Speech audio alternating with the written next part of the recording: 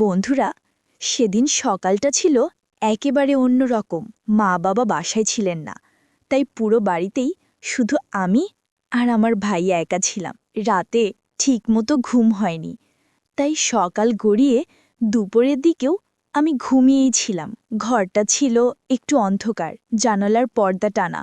বাইরে থেকে আসা আলোর রেখা ঘরে ঢুকে ছায়া ফেলছিল। ঠিক তখনই দরজার খোলার শব্দ পেলাম। ধীরে চোখ খুলে দেখি ভাইয়া আমার ঘরে ঢুকছে।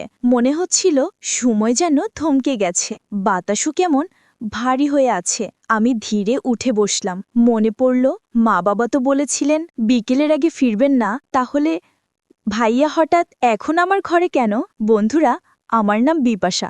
আমি ক্লাস 10-এ পড়ি, আর আমার ভাইয়ার নাম কবির। সে কলেজে পড়ে। কিন্তু সেদিন যা ঘটেছিল তা এখনো ভাবলে আমার গায়ে কাটা দেয়। তো বন্ধুরা, আপনাদের এখন ঘটনাটা শুরু থেকে বলি, না হলে কিছুই বুঝতে পারবেন না। একদিন সকালবেলা মা বাবা আমার দাদিকে দেখতে হাসপাতালে গিয়েছিলেন, কারণ দাদি অসুস্থ ছিলেন। তারা সকাল সকালে চলে গিয়েছিলেন, আর যাওয়ার আগে বলেছিলেন বিকেল নাগাদ ফিরব। আমি রাতে ঠিকমতো ঘুমাতে পারিনি, তাই সকালবেলাতেও গভীর ঘুমিয়েছিলাম। ঘরের ভেতর তখন শুধুমাত্র আমি একাই ছিলাম। লাইট বন্ধ, দরজাও বন্ধ, চারদিক নিস্তব্ধ। ঠিক তখনই দরজার হাতলটা ঢিলে ঘুরে গেল, আর দরজাটা কিঞ্চিত শব্দ করে খুলে গেল। আমি চমকে উঠলাম। দেখি ভাইয়া দাঁড়িয়ে আছে দরজার সামনে, মুখে হালকা হাসি। কিন্তু সেই হাসিটা কেমন যেন অচেনা লাগছিল। আমি অবাক হয়ে জিজ্ঞেস করলাম, এই সময় তুমি আমার ঘরে কেন? ভাইয়া কিছুক্ষণ চুপ করে রইল, তারপর ধীরে ধীরে ঘরের ভেতরে ঢুকে এলো। তার চোখে কেমন এক গভীর দৃষ্টি, যেন কিছু বলতে চাইছে আবার লুকিয়েও রাখছে। বাতাসে এক অদ্ভুত ভারী ভাব ছড়িয়ে পড়ল। আমি অনুভব করছিলাম কিছু একটা ঠিক নেই। ভাইয়া হঠাৎ আমার বিছানার পাশে এসে বসল, তারপর নিচু স্বরে বলল, বিপাশা, আমি তোকে একটা কথা বলবো, কিন্তু কাউকে বলবি না কিন্তু। ঠিক সেই মুহূর্তে ভাইয়া আমার দিকে ঝুঁকে বলল, বিপাশা, তুই জানিস কি, আমরা যখন রাতে ঘুমাই বাবা মা কি করে সেটা আমরা কখনো দেখিনি, কিন্তু আমি আজ যা দেখেছি সেটা আমাদের জন্য খুবই গুরুত্বপূর্ণ, এবং তুই আর আমি সেটা একসাথে করতে পারি। আমি অবাক হয়ে বললাম, কি করা ভাইয়া, কি দেখেছিস? এসব আগে কখনো বলিনি। ভাইয়া হালকা শ্বাস টেনে বলল, আমি বুঝতে পারছি এটা অদ্ভুত শোনাবে, কিন্তু যখন আমরা একা থাকি তখন আমাদের কিছু কাজ আছে যা আমরা আগে কখনো দেখিনি। বিপাশা, এটা হয়তো আমাদের জন্য নতুন অভিজ্ঞতা, কিন্তু একসাথে করলে আমরা সব বুঝতে পারবো। কবির ভাইও ধীরে বলল, বিপাশা, আজ সকালটা আমাদের জন্য বিশেষ। আমি যা দেখেছি তা শুধু একটি সাধারণ ঘটনা নয়। যদি তুমি সাহস দেখাও তবে আমি সব দেখাবো। আমি বিস্ময়ে জিজ্ঞেস করলাম, ভাইয়া, ঠিক কি দেখেছ? এটা কি গুরুত্বপূর্ণ? কবির ভাইয়া হালকা হেসে বলল, হ্যাঁ বিপাশা, এটি গুরুত্বপূর্ণ, কিন্তু প্রথমে শর্ত, তুমি আমার সঙ্গে থাকবে, ভয় পাবে না এবং মনোযোগ দেবে। আমি মাথা হেলালাম, ঠিক আছে ভাইয়া, আমি প্রস্তুত। ভাইয়া হালকা হেসে বলল, চলো তবে, আগে দরজা বন্ধ করি, বাইরে কেউ যেন আমাদের দেখতে না পারে। সে দরজার তালা টেনে দিল।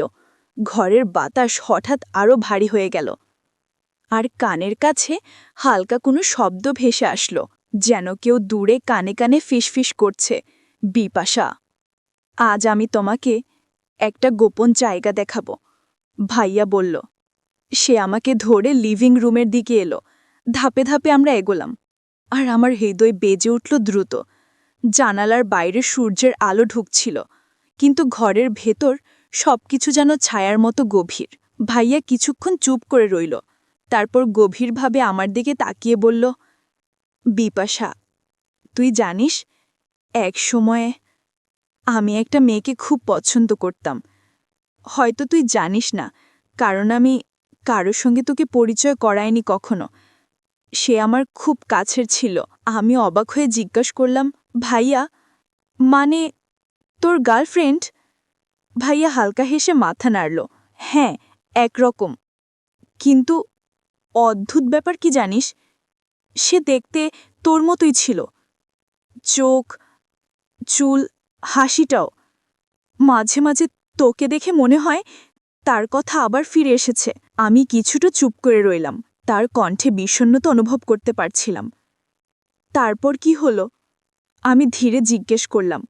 ভাইয়া নিঃশ্বাস ফেলে বলল, সে একদিন হঠাৎ হারিয়ে গেল, কেউ জানে না কোথায় গেছে। ভাইয়া একটু চুপ করে আমার দিকে তাকিয়ে রইল। তারপর ধীরে বলল, বিপাশা, তোকে দেখলে আমার আগের গার্লফ্রেন্ডের কথা মনে পড়ে। জানিস, তুই আর সে দেখতে অবিকল একরকম ছিলে। মাঝে মাঝে মনে হয় তুই আর সে যেন একই মানুষ। আমি কিছুটা অবাক হয়ে বললাম, ভাইয়া, আসলে আমি কিছুদিন ধরে একটা ব্যাপার খেয়াল করছিলাম। দেখতাম তুমি মাঝে মাঝে আমার দিকে চুপচাপ তাকিয়ে থাকো। আমি ভাবতাম হয়তো তুমি কোনো কিছু নিয়ে চিন্তায় আছো, কিন্তু এখন বুঝতে পারছি আসলে সেটা ওই মেয়ের জন্য, তাই না? ভাইয়া হালকা হেসে তারপর নিঃশ্বাস ফেলে বলল, হয়তো তাই। অথবা হয়তো আমি এখনো বুঝতে পারিনি যে কেন তোমার মধ্যে তার ছায়া দেখি। ঘরে তখন নিস্তব্ধতা নেমে এলো। জানালার পর্দা হালকা দুলছিল। বাইরের বাতাসের শব্দ ঘরে ভেসে আসছিল। ভাইয়া ধীরে বলল, আজ একটু ক্লান্ত লাগছে, আমি তোর ঘরে একটু বিশ্রাম নেব। আমি কিছু বললাম না, শুধু মাথা নাড়লাম। ভাইয়া চুপচাপ এসে বিছানার পাশে বসে পড়ল। তার চোখে এক ধরনের ক্লান্তি আর অজানা রহস্য। যেন কিছু বলতে চাচ্ছে কিন্তু থেমে যাচ্ছে। আমার মনে হচ্ছিল এই পুরো ব্যাপারটার পেছনে কোনো গোপন গল্প লুকিয়ে আছে। ভাইয়া আমার বিছানায় শুয়ে একটু বিশ্রাম নিল। আমি ঘুম থেকে উঠেই ভাবলাম দুপুরটা হয়ে গেছে, তাই আমি গোসল করতে যাই। গোসল শেষে যখন ঘরে ফিরে আসি তখন আমি কাপড় চেঞ্জ করতে শুরু করি। ঠিক সেই সময় ভাইয়া ঘুম থেকে হালকা চোখ খোলার মতো হলো এবং বলল, কি করছিস? আমি ধীরে উত্তর দিলাম, ভাইয়া, শুধু ঘরে ফিরছি এবং কাপড় চেঞ্জ করছি। তুই বিশ্রাম কর, আমি তোর দিকে ঘুমছি না। ভাইয়া হেসে বলল, ঠিক আছে, সমস্যা নেই, তুই শান্তি করে কাজ কর, আমি পাশে আছি। আমি মাথা নাড়লাম। মনে হচ্ছিল এই দুপুরটা এমন একটা অদ্ভুত শান্তির মতো, ভয় নয়, কৌতূহল আর রহস্যের মিশ্রণ। জানালা দিয়ে আসা আলো ঘরে নরম ছায়া ফেলছিল, আর হঠাৎ মনে হচ্ছিল আজকের দুপুরে আমার সঙ্গে ঘটতে যেতে পারে কোনো অজানা ঘটনা, যা আগে কখনো দেখিনি। আমি কাপড় চেঞ্জ করে দাঁড়ালাম। ঘরের চারপাশ নিস্তব্ধ, শুধু জানালার বাইরে হালকা আলো ভেতরে ঢুকছে।